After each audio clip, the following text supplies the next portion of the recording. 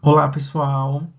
Meu nome é Fernando e estamos mais uma vez aqui para a nossa terceira aula de ventilação natural. Na nossa aula de hoje, nós vamos falar um pouquinho sobre o movimento do ar em edificações.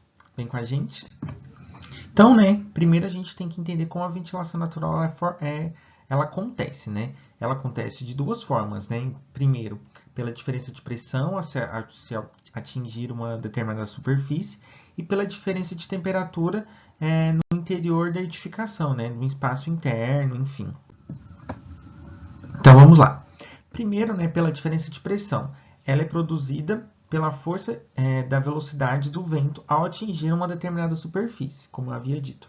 Então, a barlavento, né, o vento, ele vem e atinge uma superfície, e daí a gente tem zonas de alta pressão que aceleram a ventilação ali nesses espaços internos e criam áreas de baixa pressão, que são áreas de sombra de vento, como a gente viu nas aulas passadas.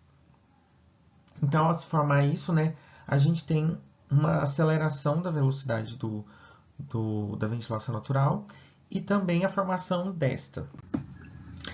E a outra forma da ventilação natural, né, que ela se cria, né, do movimento do ar, também pela diferença de temperatura, né? Como a gente sabe, né, fisicamente, o ar mais aquecido, mais leve, ele sobe no ambiente interno, e daí, ao subir no ambiente interno, a gente tem um ar circundante, que seria o ar ali mais pesado, e esse ar mais pesado ele vem de uma determinada esquadria aí na parte inferior, como a gente pode ver nessa imagem, e ele carrega esse ar mais quente, que é mais leve, e para fora da edificação, fazendo essa circulação de ar. Como a gente viu nas aulas passadas, essa circulação, né, pela diferença de temperatura, depende de dois fatores principais.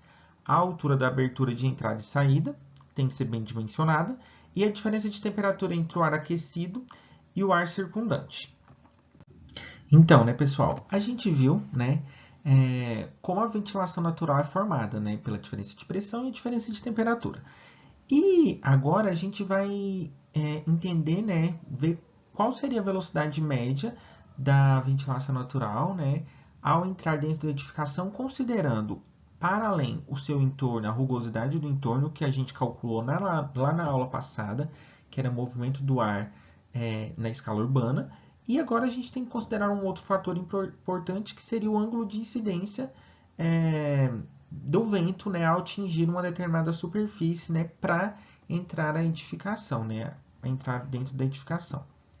E para obter essa velocidade média do vento, a gente utiliza uma equação simples, que é a lei dos cossenos, aonde o V é a velocidade média do vento considerando o ângulo de incidência, o VO é a velocidade média do vento com a correção da velocidade do ar em função do tipo de terreno e da altura da janela, que foi o que a gente aprendeu lá na aula passada, e o θ é o ângulo de incidência do vento em determinada superfície.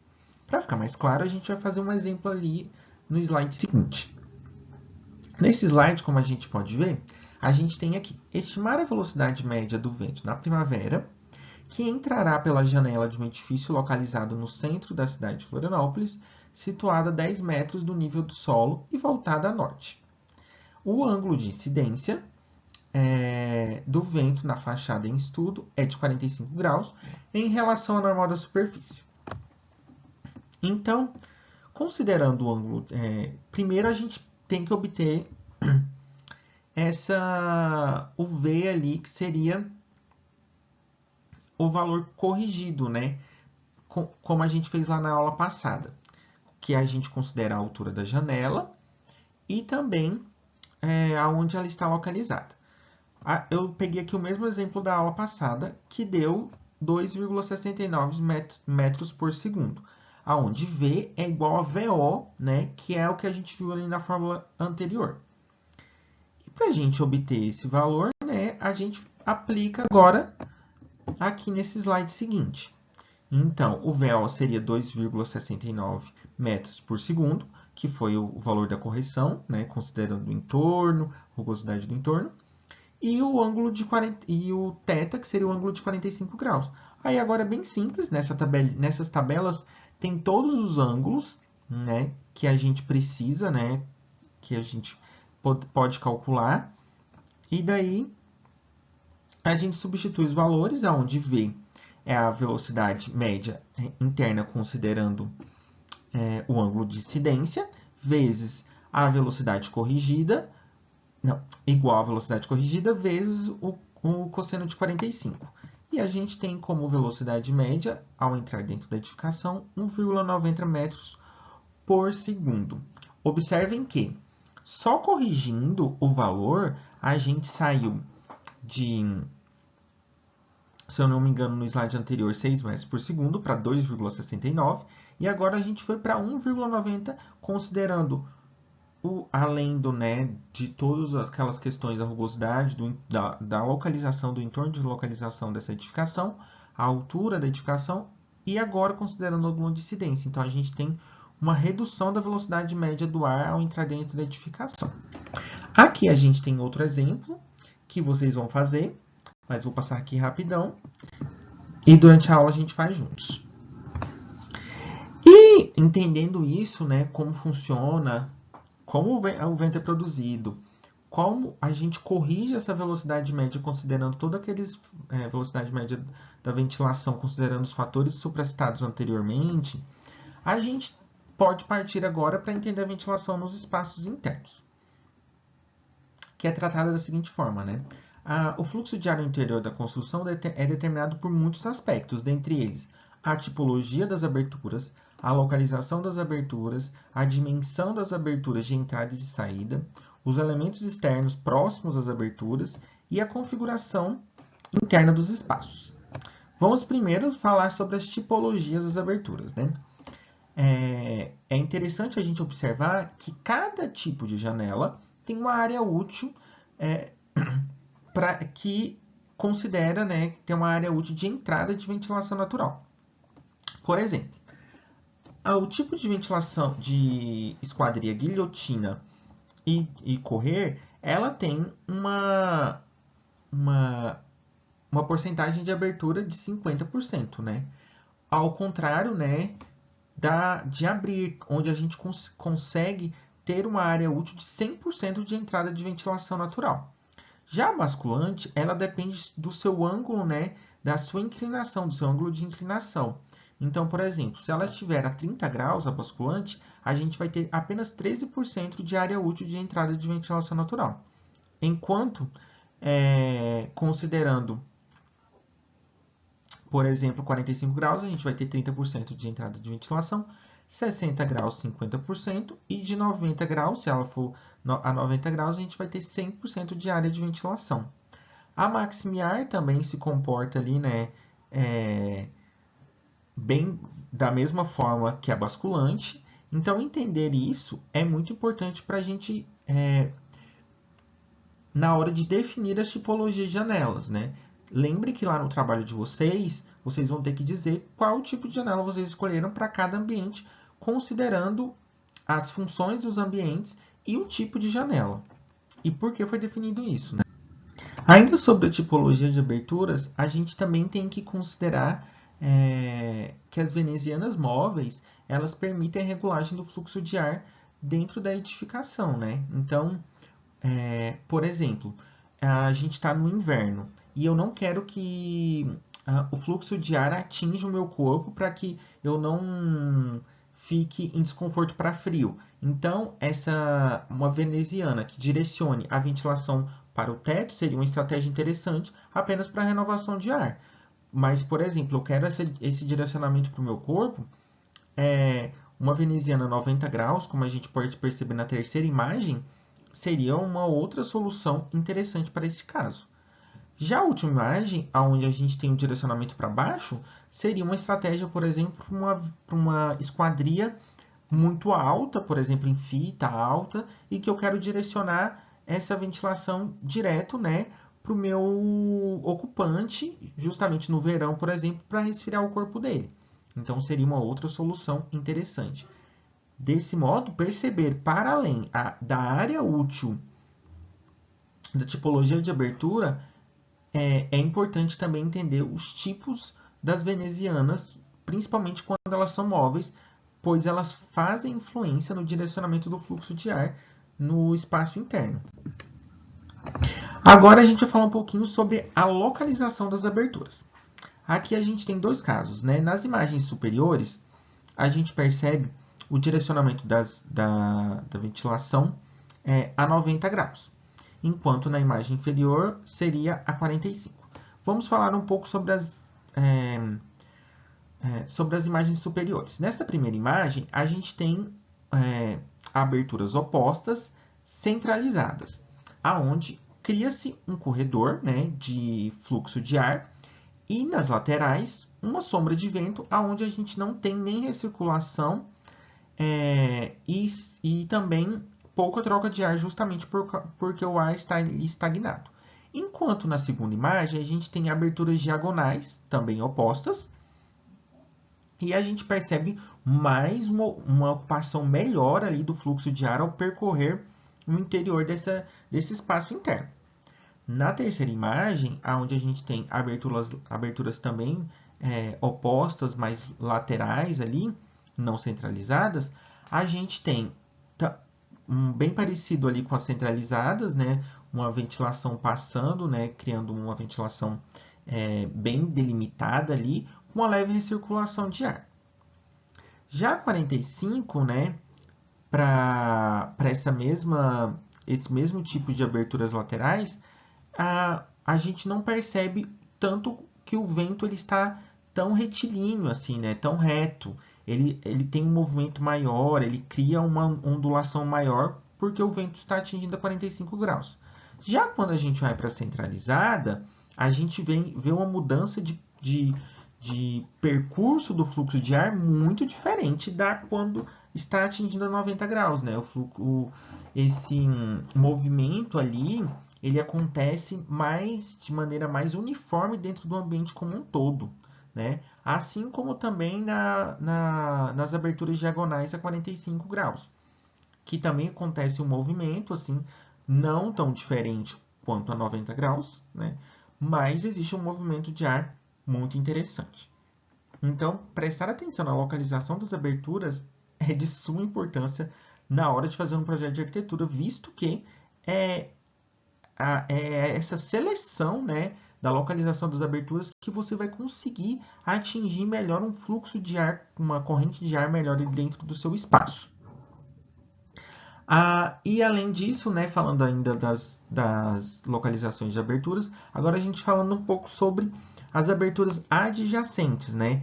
A gente percebe, por exemplo, na imagem 3, onde a gente tem aberturas adjacentes mais próximas, assim como na imagem 6, a gente tem um percurso, uma ocupação do fluxo de ar menor. Já quando a gente tem essas aberturas adjacentes mais distantes, o percurso do fluxo de ar ele se torna maior, como é exibido ali na imagem 5, né? Então, essa ocupação do fluxo de ar ele é maior dentro do ambiente interno, assim como também na imagem 4 ali. E ainda sobre a localização das aberturas, só que agora em corte, a gente consegue ver o quanto a localização em corte também é outro fator importante para o tipo de função do seu ambiente, né? Se eu quero, por exemplo, fazer com que o meu ambiente ele resfrie, né, garanta conforto térmico para o meu ocupante, aquela imagem superior de cima, lá onde a gente tem esse vento sendo atingido a 90 graus, ele ocupa mais ali uma área média ali, né, do meu ambiente. Então, a altura de uma pessoa adulta seria uma área que conseguiria refrescar uma pessoa.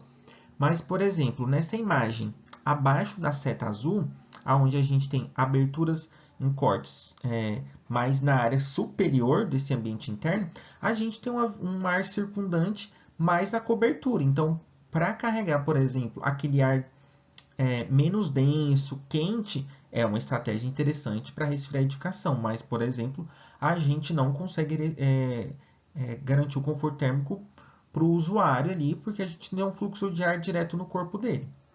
Então, essas soluções, pensar nessas soluções é muito importante por causa disso. Não só em planta, né, mas também em corte. E agora também quanto à dimensão das aberturas na entrada e na saída na entrada e na saída desse ambiente, né? A localização e a dimensão das janelas exercem uma grande influência na quantidade, na qualidade da ventilação interna. Então, por exemplo, nessa primeira situação, aonde a gente vê ali que a gente tem uma entrada de ar maior do que a saída, a gente tem velocidades menores e distribuição mais uniforme da ventilação do fluxo de ar nesse ambiente interno. Já quando a gente tem uma abertura de entrada menor e abertura de saída bem maior, a gente tem velocidades maiores dentro da edificação e distribuição mais irregular da edificação dentro desse ambiente. Então, aí vai do projetista o que você quer fazer, né? Se eu quero garantir maiores velocidades, eu coloco uma abertura menor para a entrada e uma abertura maior para a saída. Não, eu não quero, eu quero um ambiente, uma distribuição do fluxo de ar mais uniforme e com menos velocidades. Então, uma abertura maior com a saída menor. E um outro fator que influencia a ventilação nos ambientes internos são os elementos externos próximos às aberturas. Como, por exemplo, marquises, um brise vertical. E a gente vai perceber nessas duas, eu trouxe para vocês dois exemplos, sem essas projeções verticais e um outro com projeções verticais para a gente entender como essas projeções verticais influenciam no movimento do ar interno. Nessa primeira imagem, nessas duas primeiras imagens, a gente tem, está bem abaixo da palavra projeções verticais, a gente tem, por exemplo, nessa primeira imagem superior, a gente tem uma abertura ali adjacente, com a ventilação percorrendo ali, né? Esse espaço interno, aparentemente bem uniforme, com áreas de recirculações às laterais. Já quando a gente tem, na imagem abaixo dessa que eu acabei de citar, a gente tem esse elemento, essa projeção vertical ali, a gente percebe que esse vento, ao atingir o espaço, né, a abertura, ele é direcionado e ele não cria mais tanto essa uniformidade que a imagem superior mostrava ter. Já na segunda imagem, comparando, nessa primeira entrada ali de aberturas opostas ali, centralizadas, a gente tem aquela ventilação, fluxo de ar bem direcionado, com leves recirculações nas laterais. E quando a gente insere esse elemento, essa projeção vertical, a gente tem esse direcionamento bem leve ali, mais no canto superior, que elimina essa recirculação superior e permanece com a recirculação inferior dentro do ambiente. Já na outra imagem, a gente também tem movimentos bem parecidos, mas também um direcionamento quando a gente coloca esse elemento de projeção vertical. Ainda falando dos elementos externos, né, próximos às aberturas, a gente tem também o efeito das projeções horizontais no fluxo de ar interno, né? Aqui a gente consegue ver bem como esse movimento, né, do ar é influenciado por causa desses elementos de projeção, né, que poderiam ser, por exemplo, um brise horizontal.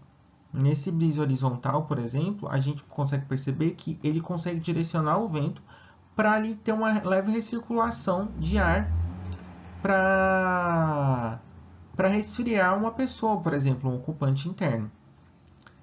Enquanto esse fluxo de ar ele passava bem, com a velocidade bem alta ali, sem esse elemento horizontal no corpo do usuário.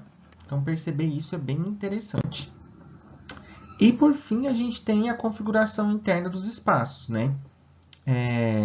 A gente percebe que existe uma alteração do fluxo de ar em virtude das divisórias internas do ambiente, né? Ao entrar dentro do espaço interno, o vento e atingir essas divisórias, ele tem uma redução da velocidade e também uma distribuição diferente para determinados tipos de divisórias, né? Quanto mais divisórias, mais influência vai se ter dentro desse espaço interno. E além disso, né, falando das configurações internas dos espaços, né, com relação à ventilação natural, a gente também tem que perceber quais os tipos de zona a gente quer mais ou menos ventilação, né? Então, por exemplo, as zonas menos ventiladas, geralmente dentro da edificação, são as áreas de serviço, por exemplo, a cozinha, os banheiros, a área de serviço, né, aquele setor mais de serviço ali. Já as áreas mais médias ventiladas ali seria a sala de jantar, um escritório, e as salas mais ventiladas, onde a gente tem uma permanência mais prolongada, que é mais interessante se ventilar, são os quartos, a sala de estar, as varandas. Então, entender também essa distribuição, né, o quanto eu quero ventilar cada ambiente, é outro fator importante com relação à configuração interna dos espaços. A nossa aula acaba por aqui. Caso vocês tenham dúvidas, eu estou disponível. Essas aqui foram as referências e nos vemos na parte 2 desta aula. Tchau, tchau!